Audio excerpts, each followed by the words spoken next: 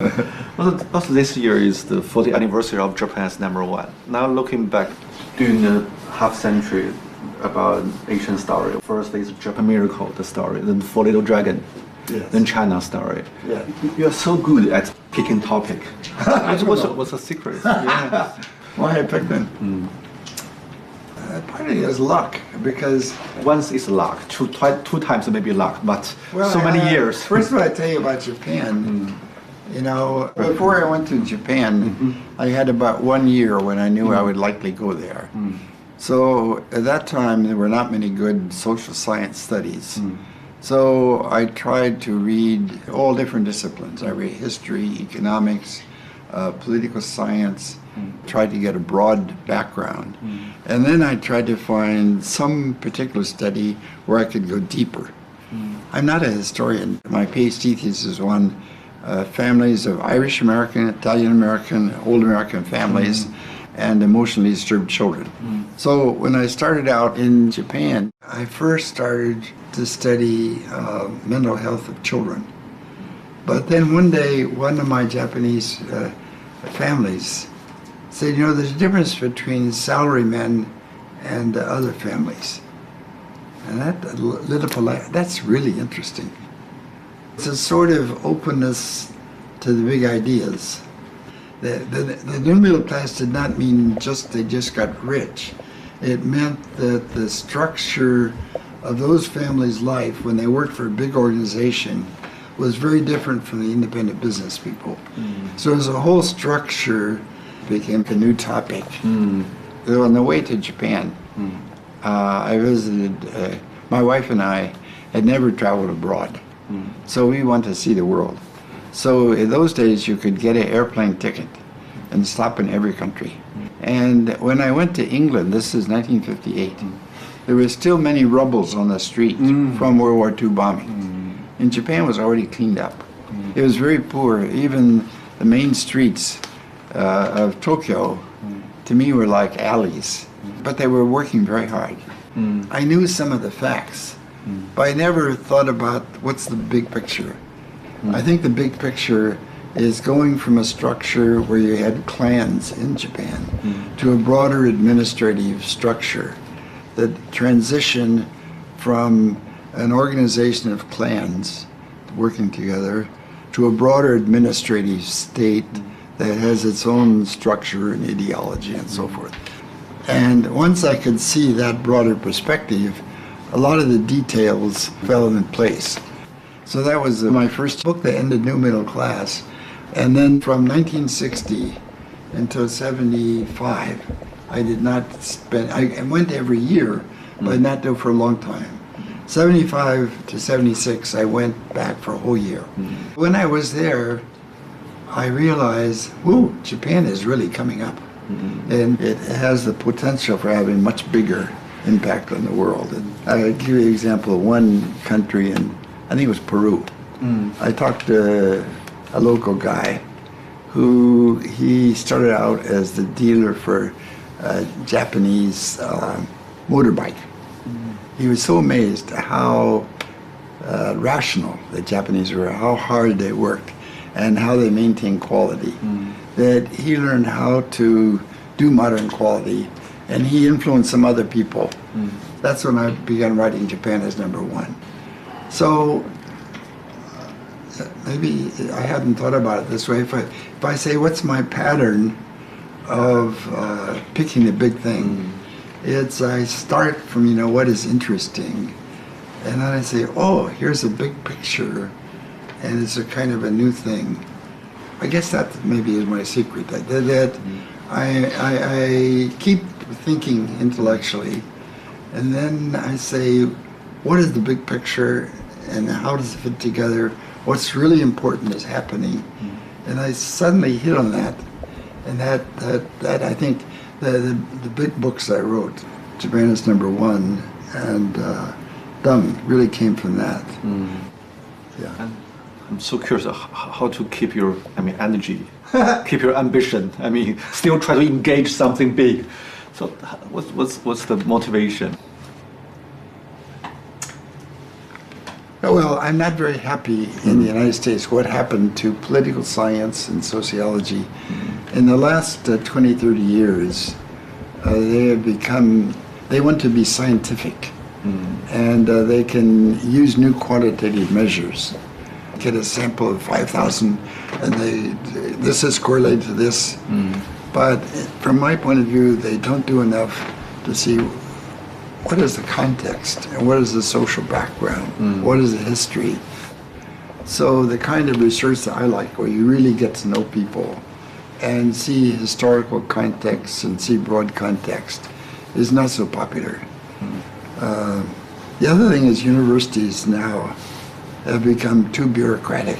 We have so many problems with females, how you handle females, and how you handle blacks and transgender. So the dean, instead of thinking just scholarly, spends so much time worrying about social issues, which are important, but from trying to build an intellectual vitality. Their mind is so busy with so many different things like this. So, of course, in the whole world, I would say one of the fundamental differences, people become so detailed. They do not see the big picture. There are so many talented people who lost their confidence about civilization. Hi, Charlotte. Good to see you. 1.5 years ago, I met Mr. Vogel in Hong Kong. We have an arrangement to meet in Boston, but sorry for your big loss. Sorry. Yeah, Mr. Vogel, he told me Hong Kong, Charlotte is so smart. he said lots of good words about you. I'm curious because we talk about Mr. Vogel's books, thoughts. He was so energetic. From your perspective, what propelled him to do so much? Well, I think it's very interesting what happened. He was, according to him, I wasn't there, but he achieved very well. He went through high school in 3 years. He went through college in 3 years. He took courses during the summer. I mean, he had his master's degree, I think, at 20, something like that. But he didn't have to kill himself. He was a good scholar. It was relatively easy. He could lead a fuller life. And I think what might have kind of kicked him into high gear was when he came back from Japan, he had a job offer from Columbia. And so he and his wife decided sell the house and, think about moving to New York.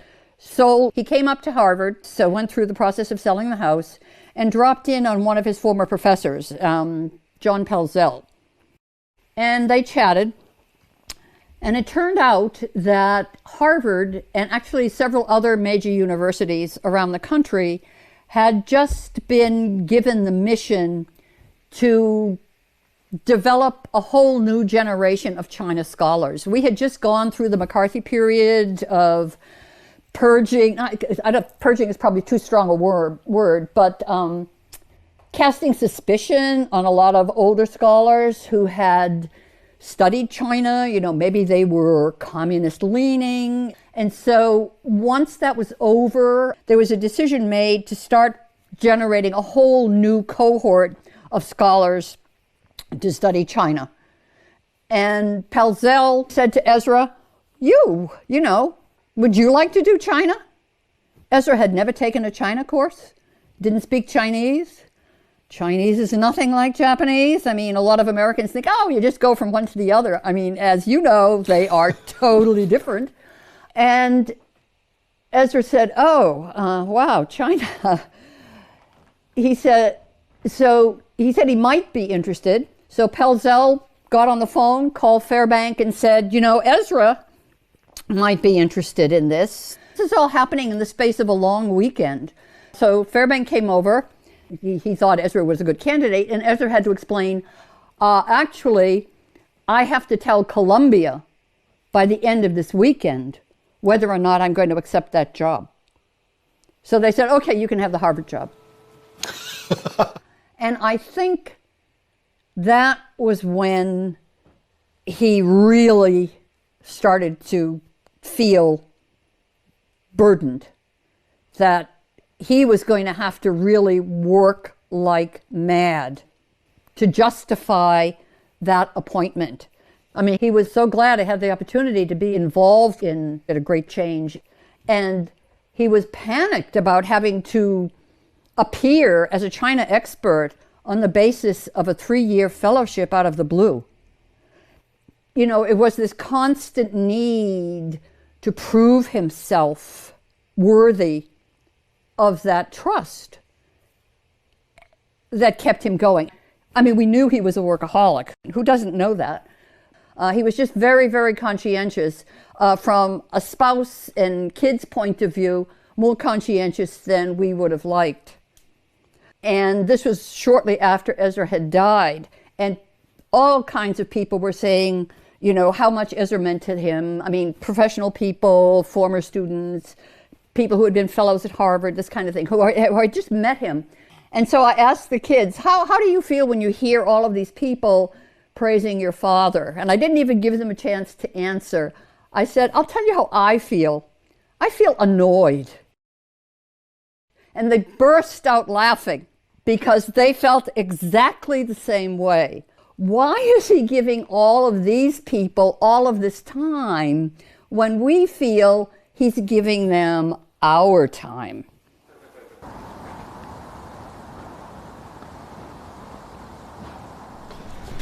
哎，对，当时是在这儿吗？我放。没上班，为什么大家喜欢锁门呢？真是不明白。傅高义先生来的时候，办公室应该是在这个吗？啊，这是傅高义住的地方。那我们去网球场那边走走呗。对对对。傅先生讲他住的那个楼的特征，大概就是这一片。这里。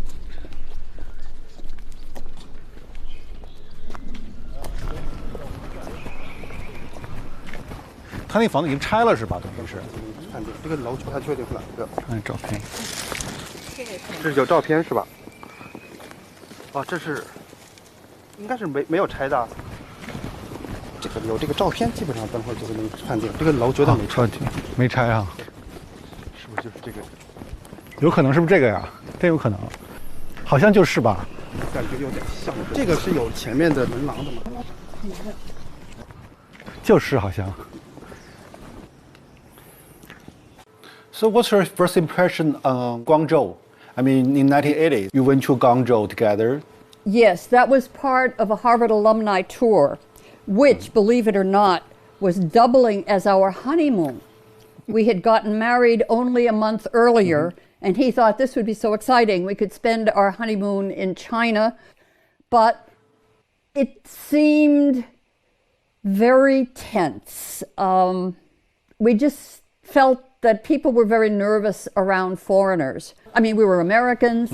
We had only recently established diplomatic relations. So I just think, you know, nobody quite knew how friendly they should be. You know, we both love interviewing. We both love hearing what people think about situations. I mean, it broadens your own perspective. But we had different objectives. He was trained as a sociologist. He was interested in the macro level. How were these major changes taking place? How was policy developed? This kind of thing.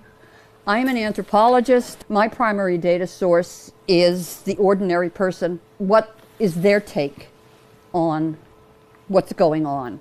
And so in a way, we were able to integrate. He would, you know, in the evening, he could say, wow, I interviewed, you know, Vice Governor so-and-so or the head of Bureau so-and-so, and they said blah, blah, blah, blah. And then I'd say, oh, well, you know, I interviewed these 3 families, but people were very nervous. He was never a person who, you know, was celebrity conscious, but he began to realize that he had access that a lot of other scholars do not have. And he did want to use that to benefit everybody, not just the United States, but specifically to promote good relations between the US and China.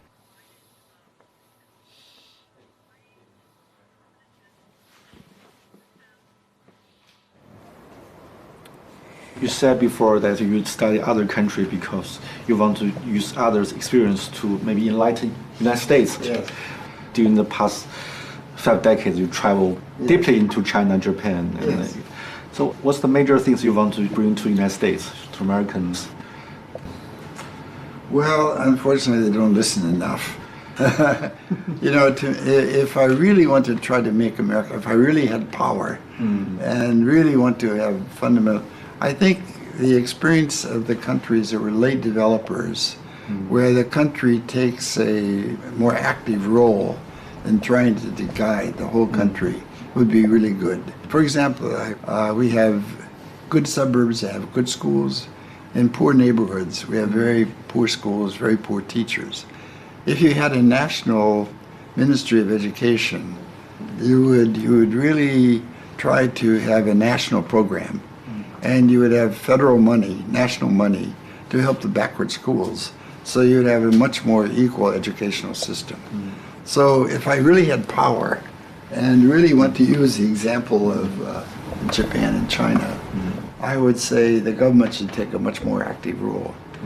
But I'm afraid America can't do that. I mean, we're not a late developer, and now people have too much pride.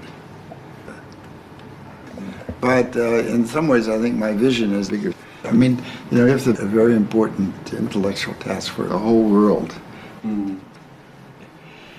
The grand vision, you know, like Toynbee in the West had a big grand vision, and maybe some earlier period had a grander vision.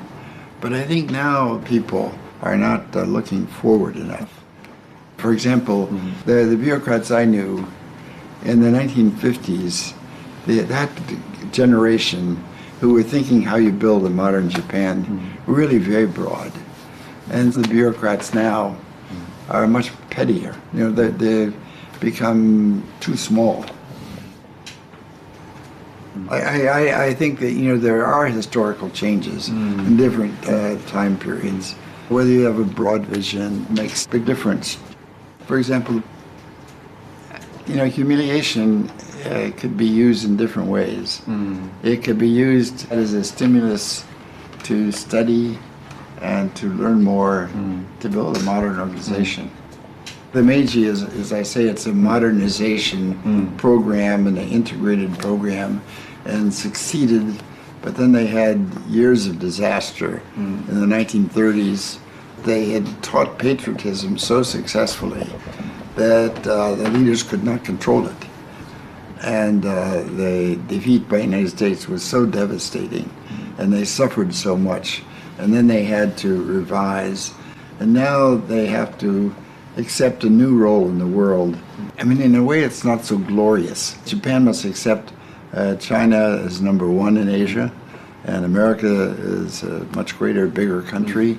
They can be a modern country, but it's not so exciting. How to adjust to this new world? They don't have a clear vision. I think in China also, China is new powerful, and they have not yet become comfortable with their power. Now when they go to many other countries, some of the instinct is, look, we're the big shot, please listen to us. There are some people like that, and some other people say, now to get along as we expand, we cannot be too proud. That is a good way. But my impression is that they use a lot of slogans, but they haven't tried to be systematic.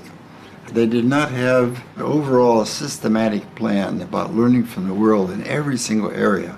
Geography, local customs, the value system, the religion, the family structure, how to persuade, and how to have deep understanding of people, their deeper feelings. For example, in the United States, propaganda is not a good way to persuade Americans. In the long run, this will not succeed very well. So they do not have yet the mature vision about how to adapt to the rest of the world as they grow. From America's point of view, I think after World War II, in a way, it was kind of a peak. We were the one great country in the world with modern industry. And now China will surpass America in some places. And we don't have a plan. I think our leaders, they have an instinctive reaction from the Cold War. We won't let another country pass. And a lot of people in Washington just want to criticize China, jump on China. But they don't have a vision of how to work with China now. I mean, from my point of view, human civilization is not just about business interests, economic growth, or new technology breakthrough. It's a broader conception. It's a kind of an intellectual development of trying to think the big picture of what is happening. You mentioned the public intellectual tradition. In 1960s, 70s, and until 80s, public intellectual play a very important role in understanding other countries. Now it become more marginal. There is a deeper problem. I mean, comparing with the older generation, people think not curious about different behavior, mentality of others' civilization. We are very self-centered. From your perspective, how to deal with? I don't know the answer. I wish I knew.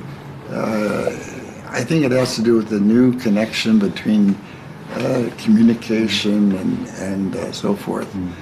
But what will be the basis of healthy relations? It's true. I mean, in the last 20 years, the world became chaotic. And out of the chaos, people went off in different directions, so I don't know that answer. But I think what I can do, and maybe have some impact, I hope, is how to deal with China. And there's some things Americans may not like about what's going on in China. But you have to be realistic. After all, China is going to be strong. And there are a lot of good Chinese people you can work with. If John King Fairbank alive, what would he do? In a way, he did not have such a broad goal as I do. He wanted to have better relations with China, but his vision was more in terms of the field of Chinese studies. I would say one of the fundamental differences with Fairbank and me is he was elitist. He was higher class than I, and more. He went to Oxford and Rhodes Scholar and so forth. And I was more a 普通人. You know, my father was a small Jewish merchant, and I worked in the store. And my father had very good attitude of trying to get along with everybody and to become very familiar and very friendly. It was a town of about 10,000, and the small college, Ohio Wesleyan, which is a Methodist town, maybe partly because it was a religious town. There were many Christians there, although I was Jewish. It gave me a sense that I want to be friends with everyone. And also it was World War II. So we had friends who went to the war. We knew people who died during the war. My generation after the war, we really wanted to have world peace. And in some ways, I feel I'm so lucky. I grew up in such small town America. I was given the opportunity to experience so many historical changes. And that to me means so much responsibility. Not because I thought that was so important, but because I thought the relations were so bad and I really want to make, I mean, that's the honest way. I really want those people to get along because there's so many good people in both countries. And there ought to be a better way. And I knew a lot of people. I want them to get along. So maybe I'm immodest. Maybe I'm not correct. But I think I have a contribution to make. So, do you think, I mean, there was a golden age between China and the United States, but now we have so many different complexes between each other. So, I mean, the transition, how the transition happened, is... You know, of course, you know, every country like China and the United States is big and we have many different people. You know, the extreme rightists, the extreme leftists. They don't have the confidence and the vision to really develop a understanding of each other. So how have to find a new path. You know, I'm afraid it could be so hard in the near future. But, well, it's also, you know, I think of the missionaries. I'll give you one example. I knew in Guangdong a guy named Yang Mai.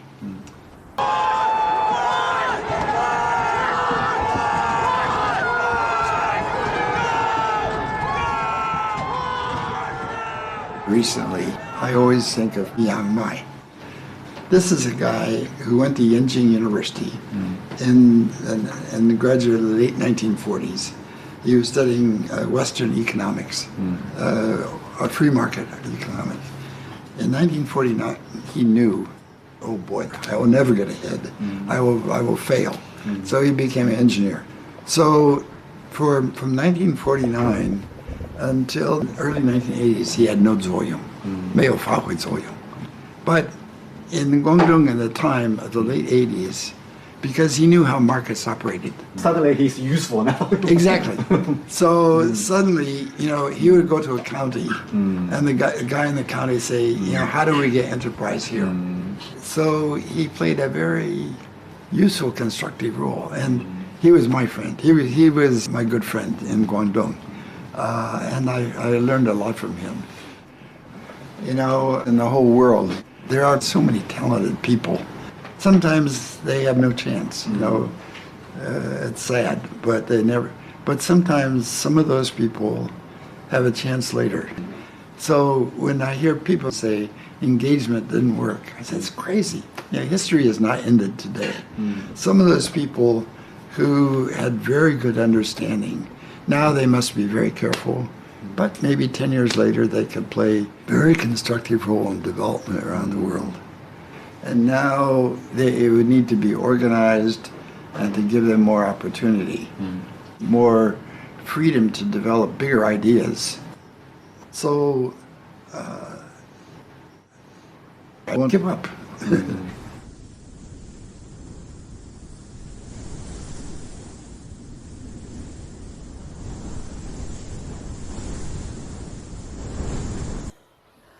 All right, you want to see where he works.